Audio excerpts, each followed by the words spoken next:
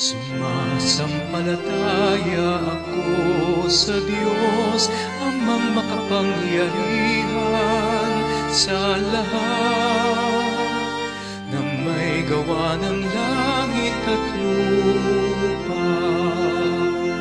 Sumasampalataya ako kay Jesucristo, isang anak ng Diyos, Panginoon nating lahat. Nagkatawang tao siya, lalang ng Espiritu Santo. Ipinanganak ni Santa Maria ang Birhen, pinagpakasakit ni Poncio Pilato, ipinago sa krus, namatay, inilibing,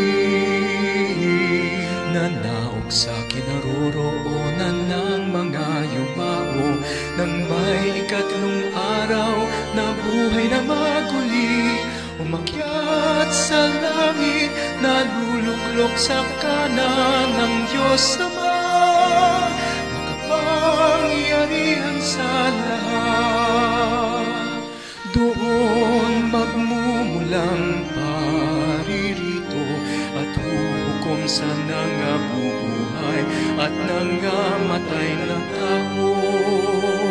Sumasampalataya naman ako sa Diyos Espiritu Santo, sa banal na simbahang Katolika, sa kasamahan ng mga banal, sa kapatawaran ng mga kasalanan, sa pagkabuhay na muli ng nangamatay na tao, at sa buhay